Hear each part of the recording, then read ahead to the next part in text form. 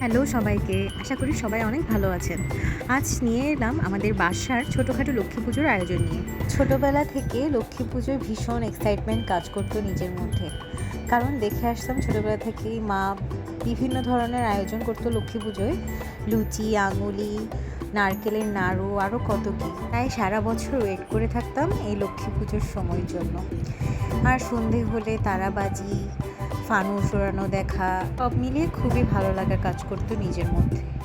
যদিও বড় হতে হতে এক্সাইটমেন্টটা ধীরে ধীরে কমে যায়, বাট তাও আয়োজন তো আর থেমে থাকে না।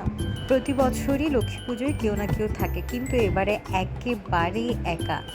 আমি আর মা আর বাবাই ছিল বাসায়, তাই শুরু থেকে মনটা ভীষণ খারাপ ছিল। তাও মা পরবর্তীতে সামান্য আয়োজন করেছে, তা নিয়ে আজকের ব্লগ।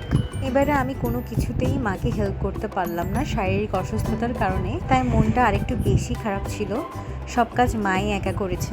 আমি মায়ের করা আয়োজনগুলো ছোট ছোট ক্লিপ করে নিলাম, যদিও সব কিছু আসলে শেয়ার করা পসিবল হয়নি, তাও যতটুকু পেরেছি ক্লিপ নিলাম।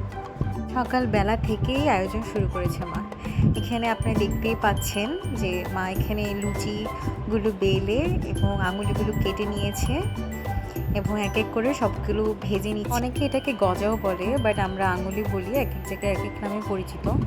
যাই হোক, এখানে এক এক করে আঙুলিগুলো ভালো মতো ভেজে নেওয়া হয়েছে লাল লাল করে। লুচিগুলো ভাজা কমপ্লিট, বেশ ফুলকো ফুলকোই হয়েছে লুচিগুলো। আমার কিন্তু লুচি, আঙুলিগুলো খুবই ফেভারিট।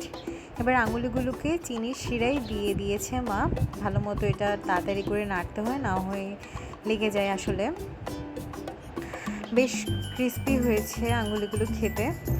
এবার মা নারকেলের নাড়ু বানিয়ে নিচ্ছে একা একা। এবারে যেহেতু আমি কিছুতেই মাকে হেল্প করতে পারিনি, তাই ভিডিওই করছি আমি। এখানে একটু করে নারকেল করে নাড়ু বানিয়ে নিচ্ছে মা। এটিও কিন্তু খুবই মজা। এরপর সন্ধ্যা হয়ে গিয়েছে, এই তো। আমি আর এর মধ্যে কোনো ক্লিপ নিতে পারিনি। মা এখানে পুজোর আয়োজন করছে সন্ধ্যাবেলা। তো এখানে পুজোর প্রসাদের জন্য সব কিছু রেডি করে নিচ্ছে মা এখানে। এরপর সন্ধ্যাবেলা মা নিজে পুরো ঘরে মোমবাতি জ্বালিয়ে দিচ্ছে। এটাতেও আমি মাকে হেল্প করতে পারলাম না। পুরো ঘরে মোমবাতি লাগানোর পর মনে হচ্ছিল ঘরটা একদম আলোকিত হয়ে গিয়েছে। এর জন্য আমি লাইটটা অফ করে দিয়েছি, দেখতে খুবই সুন্দর লাগছিল। আসলে এগুলো ছোটোবেলা থেকেই দেখে আসছি, খুব আনন্দ কাজ করতো ছোটোবেলায়। এবার যেহেতু আমার দাদাও বাসায় নেই, তাই খুবই একা মনে হচ্ছিল। এরপর মা এখানে সন্ধ্যা প্রদীপ জ্বালিয়ে দিয়েছে এবং পুজো স্টার্ট করে দিয়েছে। সাথে এখানে আরও অনেক রকমের ফল ছিল, সাথে চাল সাগু দিয়ে যেটা করা হয় নর্মালি পুজোয়। এই মাখা প্রসাদটা আমার খুবই প্রিয়। এরপর মা পাঁচালি পড়া স্টার্ট করে দিল। প্রতি বছর আমি পাঁচালি পড়ি, কিন্তু যেহেতু এবারে পড়তে পারিনি, তাই পাশে বসে শুনছিলাম। দোল পূর্ণিমা নিশি নির্মল আকাশ, মন্দানন্দ বহিতেছে মলয় বাতাস, লক্ষ্মী দেবী বামে করি বসে নারায়ণ কহিতেছে নানা কথা সুখে আলাপ। পুজোর শেষে এই প্রসাদ মাখা প্রসাদটার জন্য ওয়েট করেছিলাম। যাই হোক, এখন মা এখানে প্রসাদগুলো মাখছে আর আমি বাটি নিয়ে বসে আছি খাওয়ার জন্য।